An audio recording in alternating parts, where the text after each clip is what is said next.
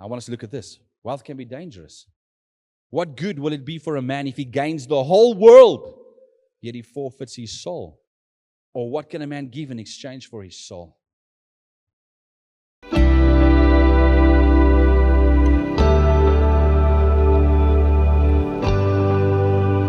When Andriette and I went into the ministry full time, we gave up everything. We sold our house. And you know what? We sold our house within 4 days. That's just another amazing testimony. Just bought a brand new double cab, gave it back to the bank, and we went that whole faith walk.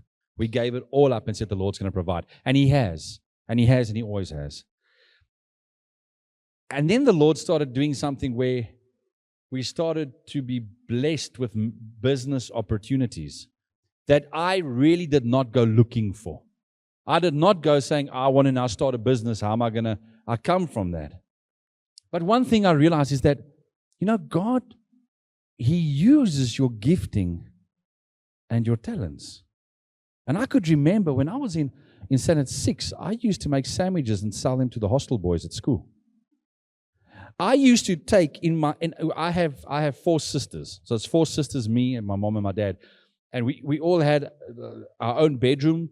And I used to take this little, you know, was buttons, those little plastic washing baths. I used to turn it upside down at my bedroom. And I used to take peanuts and throw it into a little cone that I used to make out of huisgenoot papers. And you fold it in on the top. And I used to sell it at my bedroom door for my sisters walking past. Not what I was 5 or 6 or whatever, but I can remember that. The Lord started showing me this. And then when I got my first camera, I started taking photographs at school. Now, there were no cell phones yet. Well, there might have been, but we never had that. This is 1996. And I started taking photographs at sporting events, and I realized I'm good at taking photographs. And man, a bunch of school kids doing athletics, and I'm taking nice photographs of you. The principal called me in and said, hey, the school photographer is getting upset with you. Like, we actually have a photographer that photographs and people buy. He's getting upset because you're selling photographs. So business was always there. I had my first studio at a young age, at a big shopping center, did very, very well from a very young age in business. But we gave it all up. And it's as if once everything got settled and things were running, and we got lovely staff members like Cecilia and Linda, and when we started getting all of these people in, and the ministry could do its own thing, it's like God started saying, now it's time to bring that stuff back into play. And that's what He did.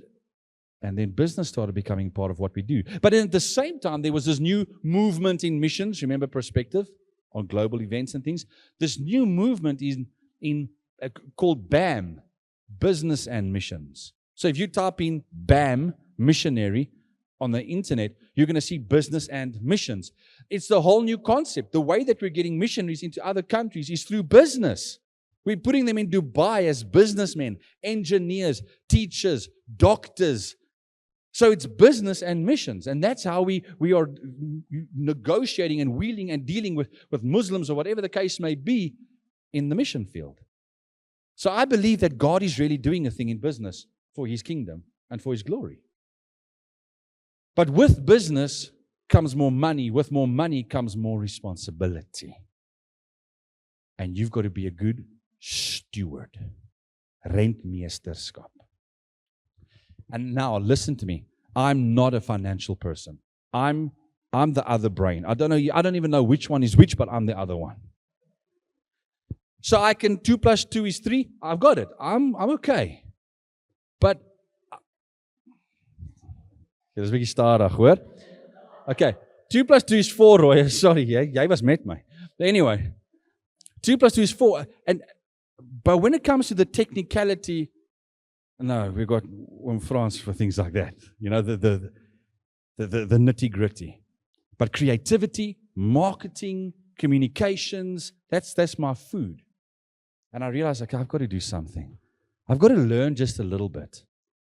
Now I'm going to testify. I'm going to tell you what happened, and I just want to tell you my route. A friend of mine who loves the Lord and serves the Lord, he says to me, hey, have you seen this thing called Bitcoin?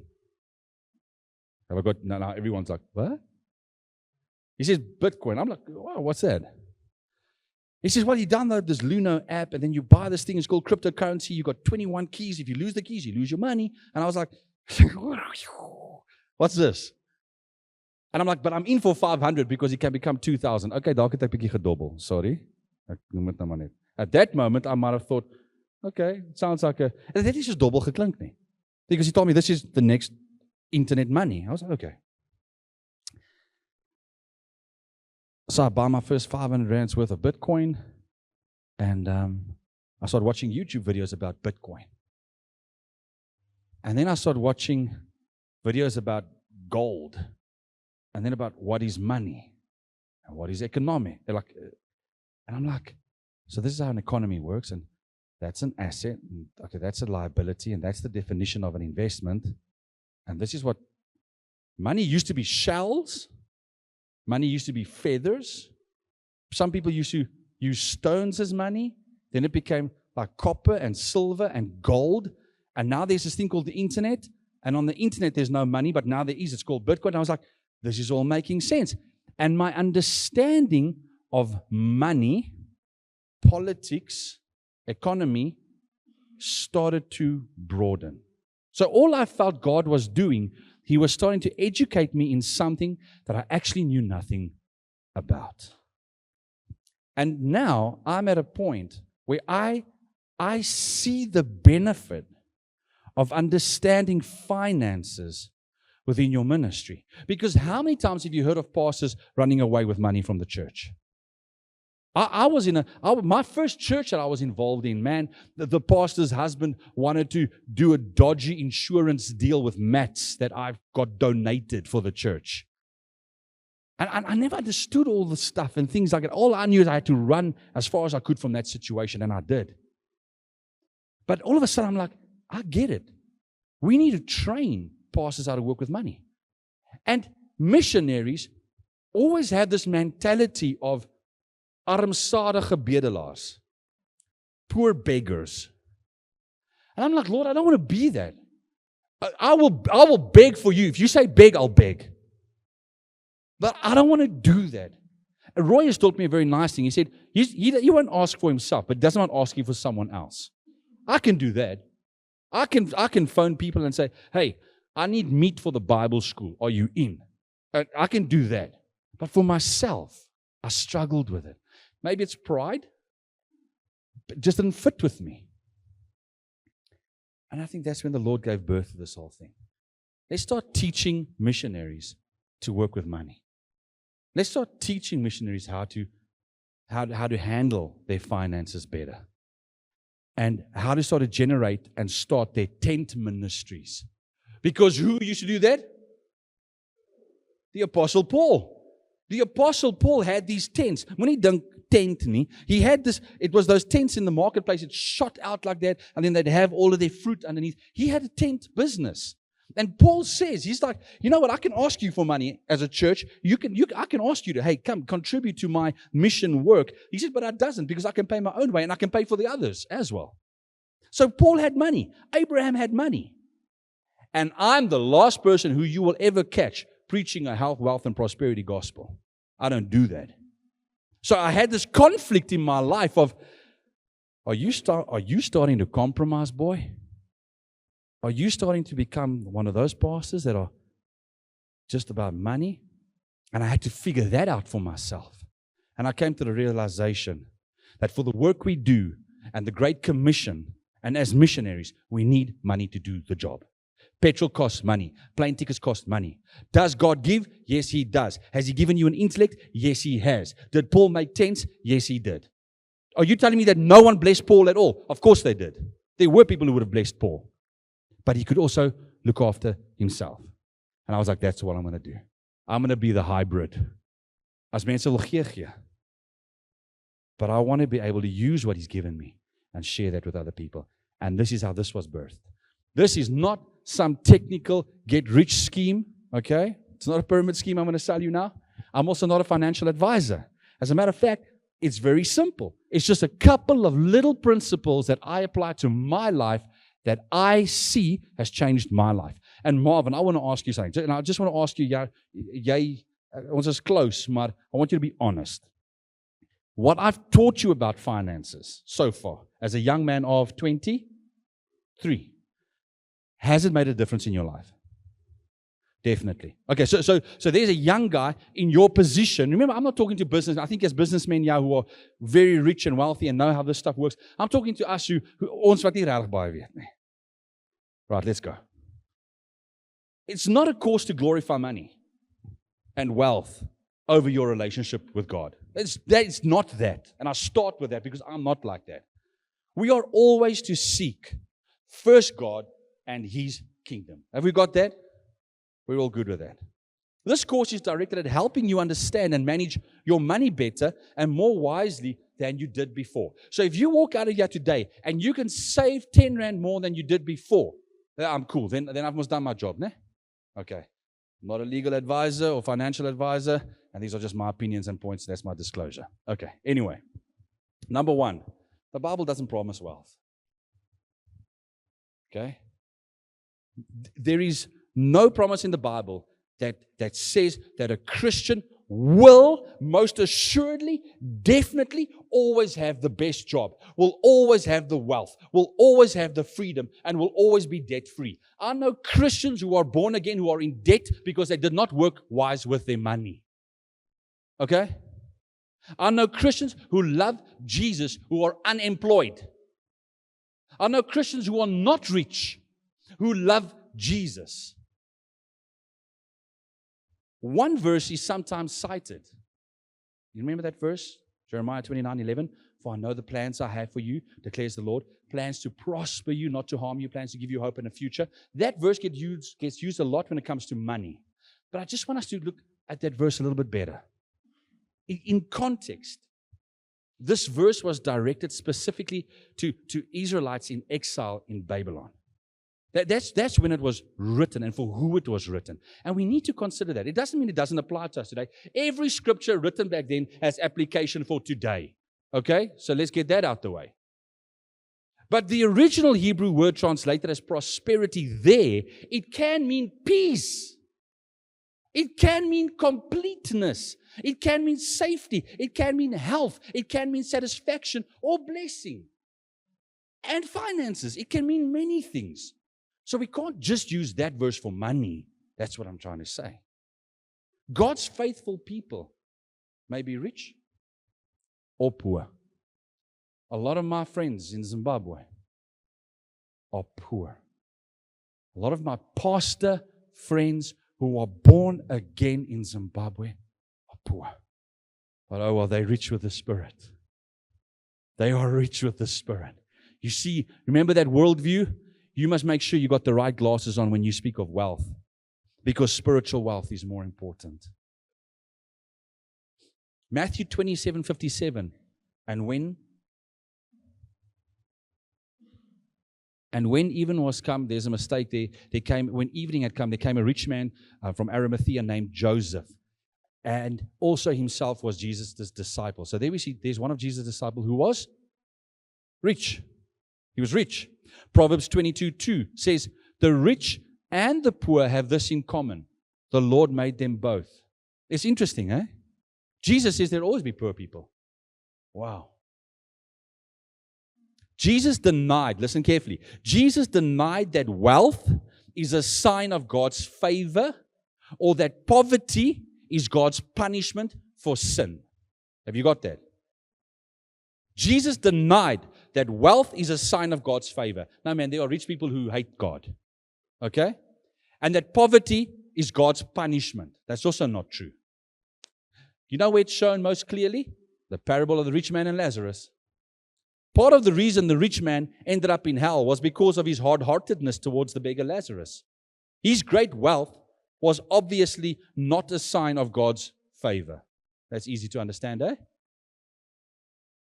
The beggar Lazarus ended up in heaven, although he was impoverished, poor as a man could be. Poverty was obviously not a sign of sinfulness or foolishness in his life. You see that? Are you guys with me? Okay.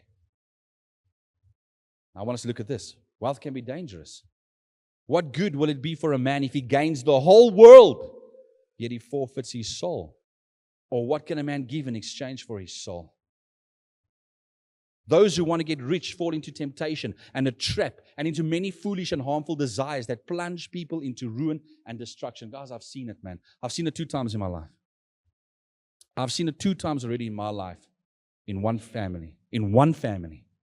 I've seen how money takes normal, humble people and changes them. Hulle verander. They change. And we need to be careful. For the love of money is the root of all kinds of evil. Some people eager for money have wandered from the faith and pierced themselves with many griefs. Wow. Guys, the Bible speaks about money and warns us. So when it comes to money, you see, I'm starting with kry jou kop reg, get your mindset right when it comes to money. Another one, do not store up for yourselves treasures on earth where moth and rust destroy it and where thieves can break in and steal, but store up for yourselves treasures in heaven. Our biggest investment in our lives needs to be our spiritual investment. Dis waar jy nommer 1 belê in jou geesteslewe. We got that? Now, let's start thinking. The key for today's Christian is to know if God has given you basics of what you need to live and flourish as a human being. If you have the basics to live and flourish as a human being, then you are wealthy in a large degree. Wow, does that make sense? When I look at my friends in Zimbabwe, they have enough to live and flourish as human beings, and they are wealthy. If I say to them, try, how are you? My brother, it is going well. My brother, it is well with my soul. Wealth in the sense of being materially equipped to pursue a fruitful life. You know what? You don't need much to pursue a fruitful life with God. That's what I'm trying to say here. Jy het nie baie nodig nie. Work hard and become successful in life, but don't think of yourself as better than others because of your material wealth. In Deuteronomy 8:18, Moses reminds us, watch what Moses says. He says, but remember the Lord your God, for it is He who gives you the ability to produce what? Moenie, remember in the previous thing I said, everything that's good comes from God. So never ever get to a point, as jy nou begin geld maak, om te dink, maar dis ek in my eie krag. It's never been you in your own power. It's been the intellect that He has blessed you with. It's been the decisions that He has helped you make. Don't put your hope in your wealth. Proverbs 23:5 says, cast but a glance at riches, and they're gone, for they will surely sprout wings and fly off to the sky like an eagle. A good job or business and its steady earnings can be here today and gone tomorrow. But who is eternal and what is eternal? Jesus, man. Okay, dankie sissie, jy is wakker, mooi. Start here. Be rich in good deeds. Okay? Right, het julle dit. Where do we start first? Be rich in good deeds. Okay? It's first your relationship with God. I just said that in the previous slide. And now it's be rich in good deeds. A good deed is a free and voluntary act of service towards another person. Doing good deeds for others is the fruit of your salvation. In other words, as jy saligheid ontvang het, sal jy begin goed doen vir mense. Where do we find it? In Ephesians 2:10. For we are God's workmanship. You've been created in Christ Jesus to do good works. Okay, you following me? Be generous and willing to share. Generous people build organizations. And they contribute to the success of others. I want to say that, you know, en ek boost nie, ek voel nie ek moet hier staan. Ek ken vir Roy en Stella al baie lank. Ek hoef hier te staan om hom te impress deur goed oor hom te sê. But he's always, with everything that he has started, he's always tried to take people with him up. Verstaan jy wat ek sê? He's always wanted to be generous. He's always been willing to share and lift people up, to contribute to the success of others. Think about it. Who wants to do business with someone who only takes? Jy wil nie met so 'n mens besigheid doen nie. So you can't, as a Christian, start off this journey like that. This is the first book I read on finance by Robert Kiyosaki called Rich Dad, Poor Dad. That's the first book. It's not a Christian book. It's not a Bible book. It's a secular book about money. That was the first book I read concerning money. But I learned a couple of interesting things from this book that I want to share with you and principles that you can apply. Number 1 was manage your money. Number 2 was make your money work for you. In other words, you don't work for your money like a slave. Your money works for you. I was like, wow, what does that mean? I'm going to need to read up about that. Become financially intelligent and literate. Yeah, I was busy with that. Take calculated risks. What does that mean? Train your mind to look for opportunities. Sounds like something I'd like to do. Focus on assets over income. What's an asset? That's where I was. Maneuver your thoughts. Okay, well, let's look at that. Manage your money. Okay, are we ready? Many people are able to make money, but not everybody learns how to manage it properly. Okay, there's a difference. It's one thing to make it. It's another thing to know how to work with it. Okay, you got that? By enhancing your savings and tracking your expenses, you can become aware. So in other words, if you're saving more and watching what you spend, you can become aware of your spending patterns, and you can ensure that you will have more money coming in than going out. Nou, ek het 'n jong laaitie in die Bybelskool wat onlangs daar aangekom het. Sodra daai ou se geld inkom, gaan dit uit by die taxshop. Ja. Because that's how we are when we're young. And then now I'm trying to teach him, and ek hoop hy luister. Hy weet ek praat van hom. Okay? And if you do that, you'll become richer. Oh, I feel guilty when I say that. I become richer. It feels weird saying it. But you will. You will. Many people make the mistake of thinking that earning more money will solve their financial problems. No, I think it actually increases. It's not true. Management is essential. I know people, they're earning 4,000 Rand a month. They're like, I need more money. Then they get 6,000. They get a lekker increase, they get 6,000. You know what's the first thing they do? They go to Truworths or Markham's or Edgar's and they buy clothing on debt. And they take their living expense that was terrible, they're earning more money, and they up their living expense. You don't do it like that. If you were earning 4 and struggling and you're now earning 6, you start using the extra money to get rid of the debt. Okay? Makes sense? So more money is not always the answer. It's dink beter. Okay? A main point that Robert Kiyosaki makes is that the lower and middle class work for their money, whereas the wealthy have money work for them. Okay, you got my attention, yeah? Because I grew up middle class, low middle class, upper poor class. Yeah, we were upper poor class, man.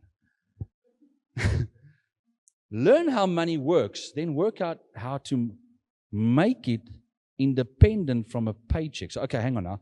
So if I get money, I can actually take this money and I can do something with it so that while I'm still earning a paycheck, yeah, that money is making me more money and I'm not doing anything. Does that make sense? Now your money is working for you. So if you invest the money and it's earning an interest, I'm not even looking at it. I'm still working for my salary, yeah, but that thing's growing over there and it's earning me money, passive income. That's what we call it. Passive income is that secondary income that you're not actually focused on doing. It's not your real job. It's the thing that's happening while you sleep. You're making money while you're sleeping. We'll get there, okay? So make money work for you. I was like, okay, I'm going to start looking into that. Become financially intelligent and literate. What does that mean? It means begin om slim te raak oor geldsake. En lees meer. That's what literacy is. Read more. You know, I want to be honest with you. I have read thousands of articles, pages, essays on finance in the last 3 years. I have watched thousands of hours of YouTube videos. I will listen to podcasts on finances. Thousands. And if you're not going to put in the work, a lot of people say, oh ja, hy het geld gemaak because it was just a good investment. No. Do you know how long I had to sit and listen and focus and make a decision? I've got 10,000 Rand now. Am I going to put it into this or am I going to put it into that? Is it going to work there for me and make me money or is it not? That takes research. That takes time. It takes effort. Okay? So you've got to put in the work to educate yourself, to become financially intelligent and literate, to understand it. And I still don't. Daar's nog steeds terminologie, vra vir hom in Frans. Ek het gestaan met hom daar. Ek sit en luister vir hom in Frans and he's explaining to me trusts and things like that and I'm like, I've got to go home and go read up what a trust is and all because I'm just not clever with this stuff. Does it make sense? I'm not standing here saying I've arrived. I'm just sharing my journey with you so far. Kiyosaki believes that the cause of so much suffering is due to a lack of financial education. That's true, because we're not taught this stuff in school. My mom, my pap, my nooit geleer. My parents never taught me. Listen, yeah? If you start saving from a young age, this is how interest works. This is compound interest. It compounds. It's a compounding thing, and it will be more at your older day. I never knew that. If I knew then what I know now, if someone just taught me the difference between an asset and a liability, my life would have already been different. Mark that sin. Okay. Calculated risks, what's that? You know, there's going to be times when you need to take risks with the money that you have. I'm going to use some examples here from our personal life.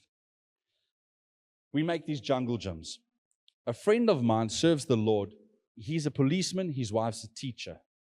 They have a business called Bundu Kids, which makes jungle gyms. And I ordered a jungle gym. Remember that photograph of the jungle gym under the tree? We ordered that one, bought that one. I paid it off. I was so poor, I had to pay it off over like 20 months. Okay? And I said to him, Skulk, you can be glad that you're my friend and a Christian, because I like this business, these jungle gyms. I honestly would, if I saw this and I never knew you, I'd start making jungle gyms now. And you know what? When his wife said she wants to go back into teaching, and he decided he's sick and tired of the jungle gyms, he phoned me and said, hey, do you want to buy this business from me? I was like, huh? And instantly I'm like, what's this going to cost me? And he's like, I'm not going to charge you anything except for the stock on hand and the machinery, because it's like big saws and stuff. I said, like, how much? He's like, 50,000. I'm like, wow, 50,000. You know, God does do miracles, and He's done awesome things for us, but it's not always when I'm like, hey, I need 50,000, and it comes like that. And I prayed, and it wasn't coming, and then I had to make my first calculated risk. I said to Andrea, I want to sell your car. We've got the Bakkie, we've got the Kombi. I want to sell your car so that I can buy this business. That was my first major calculated risk with big money. 50,000 rand, big money. And Bundu Kids had a turnover of about 100,000 a year, and it's just exploded. We changed the website, gave it a Facebook page. It never had a Facebook page, and God has just blessed that business in the last 4 years. We've had it for 4 years. It has just blessed, and it was the first changing point. Okay, we got that?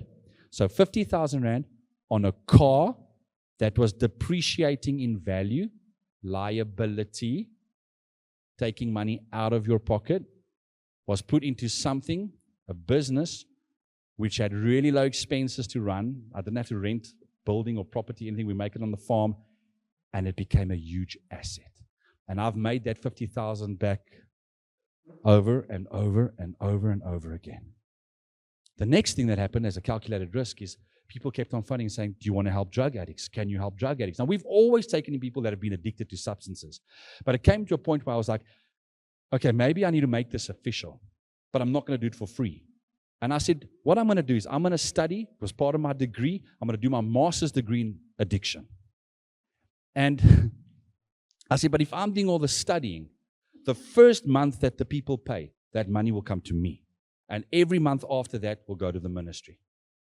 Now, that was a calculated risk, because now I'm bringing more drug addicts into the school, but at the same time I realized that it could assist us financially, especially on the first month. And I took a calculated risk. And it worked, because now there was more income and people were coming to faith and coming free from drugs. Amazing? Okay. The third one that happened was my brother-in-law. He owns a bunch of properties in Kimberley. I'm already busy as it is. And he says to me, I need someone to manage the properties because the lady has died that used to do it. And I'll offer you a good salary, and all I want you to do is manage these properties. And I was like, I can't do this alone. And working for my brother-in-law, that's a calculated risk. Want familie en besigheid kan, not always, but it can neuk. And he is temperamental, okay? And so am I. And I said, but let's go for it. A calculated risk that, watch how beautiful it turned out. I managed to pull Cecilia, who's my PA, into the business, and she gets extra money every month. And Regan, who built the Bible school, I said, Regan, we're not going to pay plumbers and electricians and builders out there. We're going to bring you in.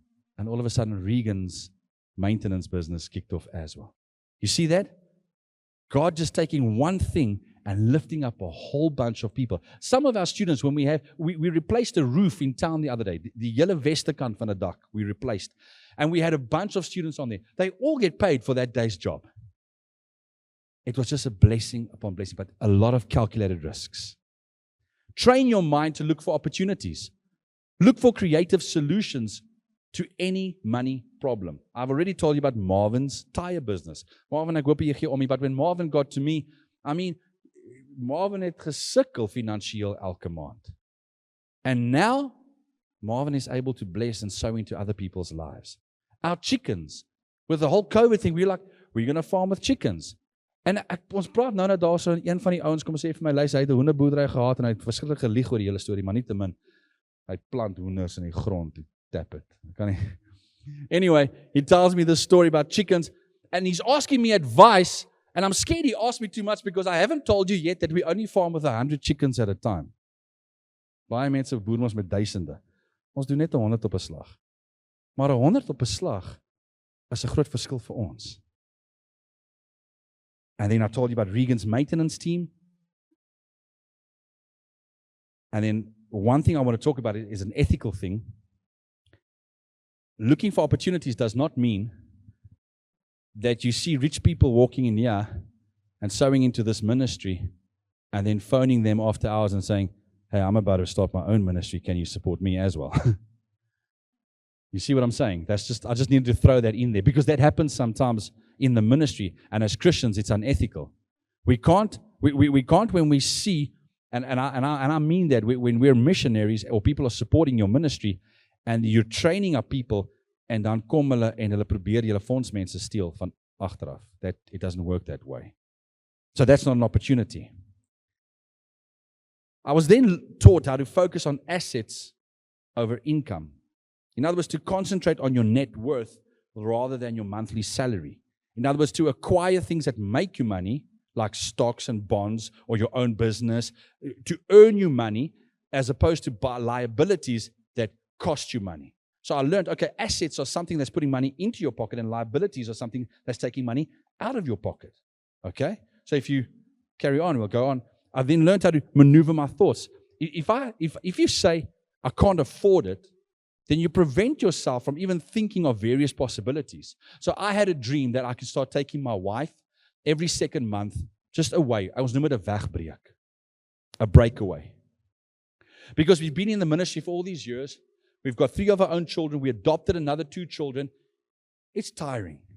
And we live, if this is the hall, we live at the tuck shop. Our house is closer. Royas should have built first. I would have made my house a bit further as well. But we live right there by our school. And I was like, Lord, I want to take Andriette away at least every second month. Just Clarence, or just to get away. But then it was like, but how are you going to do it? If you want to start doing things like that, you need to create another stream of income to do it. And that's what that means. If you say, but I can't afford it, well, then that's it, full stop. But if you say to yourself, okay, I want to do that, how am I going to do it? You see, then the brain starts working. Okay? So if you have that dream, if you have that goal, stop saying, how am I going to do it? Hey, make it happen. Die Here het vir jou geseën met 'n brein. Make it happen. Do something about it. Instead of asking the question, how can I afford it? This acts as a feeder for your brain to churn up the possibilities. How can I do it? Maneuver every negative can't do thought into a can do healthy attitude. Now, let's go to some great tips. Number 1, no debt. I don't have any clothing accounts. I have no clothing accounts. I don't have an Edgar's account, a Truworths account, a Markham's account. I don't have something like that. If I can't buy it cash, I don't buy it. Okay? All right, so that's that. But I'm not wealthy enough to walk into the garage and buy a car for $500,000 cash. I'm not there yet. But I'm able to buy a car and pay the car off because I don't have all this other rubbish. Does that make sense? Okay? So I believe that all debt is unhealthy. But if you are or you must go into debt, there are wise ways to do it. Okay? We got that. Okay. Have an emergency fund. I love Capitec. We've got bank accounts at different banks, but I love my Capitec account. And the reason I love my Capitec account is because on the app, you got your main account where the money comes in, and then you open up 4 accounts beneath it. And the first account that you have there is called the emergency fund. That's the first one. And the emergency fund is 3 to 6 months of your salary. Have you got that? That's what you're aiming for. Verwag jy dat jy nou net moet ingooi nie. Some people can, others can't. But you want at least 3 to 6 months. I know people who've got a year's worth of salaries, 12 months salaries in the emergency fund. Now, how much pocket money do you get? 500 Rand. I want you to practice the principle now. If you get 500 Rand pocket money a month here at the school, how much must your emergency fund be?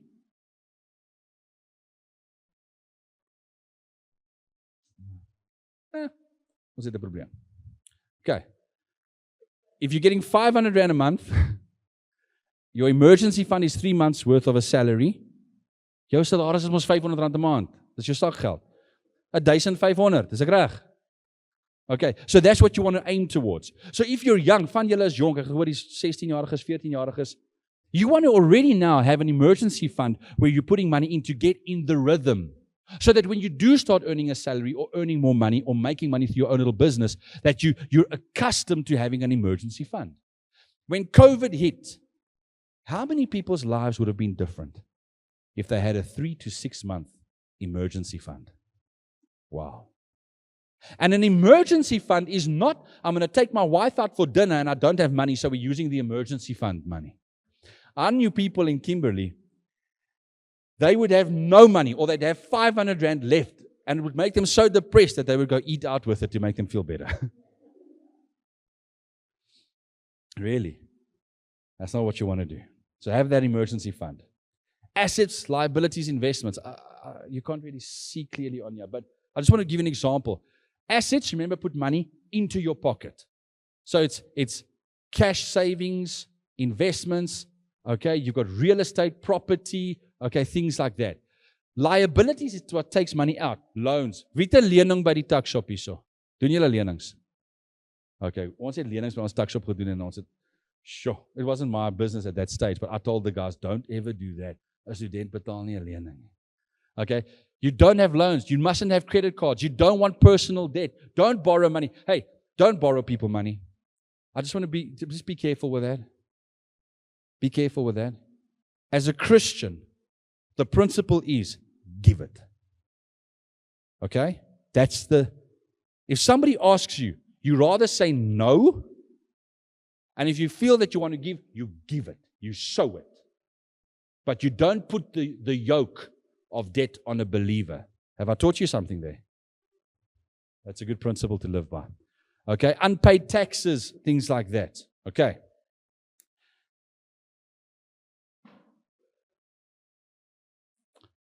You know what's my next account that I have? I have a fun account. It says fun/holiday. Because you know what I learned? That you are allowed to enjoy the fruit of your labor. Do you understand what that means?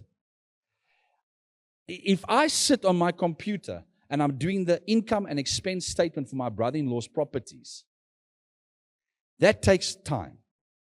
Sometimes I'm not in the mood for it. And time is a valuable asset that I have. So I am allowed to enjoy the fruit of my labor. So jy mag gaan uit eet after you've put the money in your emergency account and you've allocated the money to your fun account. The fun account is for eating out. The fun account is for holidays. The fun account is for the tuck shop, not the emergency account. You got it? All right. A tax account. This is where we all struggle with. You know, actually, there should be an account that says tax. And what you do is you know that this is my income. This is what I'm supposed to be taxed for it. And every month you put that money in there first. So that come the end of the tax season, you don't get caught off guard because it's there. Does that make sense? All right. So there's the next account that you have on your Capitec. The tax account. Then I want to say to you, no matter how, who's the youngest one of you? Is it 14? Matthew and someone else. 14, okay. You can start investing right now with 50 to 250 Rand a month. You know, if you go put your money in at Pick n Pay's bank, Time Bank, you'll get 6% interest per year. If it's been lying there for 3 months, it moves up to 7% or 8%. At a time when they started, just before COVID, it was 10% if it's lying there for a while. That's a good interest rate. If you go invest at Momentum, they'll give you 7 to 9%. I want to show you something here. Now, you can't see it. You got your calculators? Right, take out your calculators. I want to show you something here. A lot of us can afford 250 Rand a month. Agreed? Okay, a lot of us can afford that. 250. Say 250 times 12. That's 3,000 Rand a year. Times 19 years. Times 19 years is 57,000 Rand. You got that? Okay. So if you were saving money in your shoebox, in your cupboard, 250 a month, for 19 years, you'll have 57. If you go to Momentum and you pay it in there, and the company is investing it offshore, and you get a 5% return, in other words, it's growing by 5% per year, you're going to get back 94,000. So minus 94,000. It grew by 37,000 Rand. You did nothing in the 19 years. You see that? That's how interest works. That's how compound interest works. You got that? Sorry, that's at a fixed rate. If it was 7%, your 250 would be 136,000. And so it grows. So I'm using a very simple example. I phoned my broker at Momentum. I said, just do me a quick little plan. And I told him about this thing. And that's what it looks like. Just 250 at Momentum is already making you money while you sleep. You see the principle? Okay. Gold. I was like, gold? How do you buy gold? How do you do that? That sounded weird. Now it's getting weird for me. And then I learned about something called a Krugerrand. I was like, what's that? And they're like, a Krugerrand back then was about 20,000 Rand an ounce. And I was like, but I don't have 20,000 Rand to buy gold. And then somebody said to me, but do you know that you get a 1/10 Krugerrand? 1/10 van 'n Krugerrand. It's the size of my nail. It's a little gold coin this big. And I was like, okay, where do you buy it? You buy it from SA Bullion. There are certain companies, mint companies, that actually sell it, and you can get it through the post. You can go up to Johannesburg and you can go buy it at places. And I was like, so that's how you buy gold. And gold has always been known for the last 6,000 years as a hedge against inflation. So in other words, at this moment in time with COVID and everything, people are saying that there's going to be an inflation problem coming soon. How do you protect your wealth, that your money doesn't decrease? You buy gold. That's called a hedge. It protects you against inflation. And I learned something new. And 1/10 at that stage was 2,300. Can you believe it? Now there's a difference. You see that? 'n hele Krugerrand, 20,000 Rand. 'n 10de, 2,000 Rand. That's more affordable for some people. And that's how I started learning to invest. Instant steps that you can take. And we're going to close now. Iets wat julle nou kan doen om geld te spaar is cut back on spending. You don't have to go to the tuck shop and buy a pie now. Jou maag beheer jou dan. I'm putting mine in. Because it's a problem. You need to cut back at spending. I used to have a friend back in the day. We always used to drink at one restaurant, and he always used to complain and say, but why are we drinking? Yeah, do you know how many bottles you can buy for the amount of money on your tab right now? Sy redenasie was reg, ons was net in die verkeerde plek in ons lewens op daai oomblik gewees. Okay? Cut back at spending. You don't have to spend money the whole time. Some people are addicts. When they walk in the mall, they've got to spend something. They've got to spend. Don't do that. Get a second and a third income. Okay, now it gets interesting. Remember I told you about painting? I started selling my paintings. I was like, I'm going to sell my paintings. Then it was the jungle gyms. And then we've got a bit of sheep, and you're selling sheep every now and then. And then we've got pigs that we farm with, and then you're selling a pig every now and then. And then you've got chickens, and you're selling chickens. And all of a sudden, you've gone from one stream of income to a second one, to a third one, and so on and so forth. Start earning interest, a good savings account. If you go to Capitec, I think Capitec gives you 6%. Time Bank, I know, is the highest, 7%. But for a youngster, that's good. Start saving now. Put 200 rand a month away. I've got kids in my Bible school, our Bible school, that's getting 1,000 rand a month pocket money. I know they only need 500 to survive. They can technically save 500 a month. I just want to go back to multiple streams of income. Guys, and I'll close with this, I think, yeah. Multiple streams of income was the game changer in our lives. Having more than one stream. And I think if a lot of people in COVID had more than one stream of income, it would have been the major difference between that breaking point. Okay. I think we will close there. I see everybody's a bit tired, and I think we'll end it at that. All right.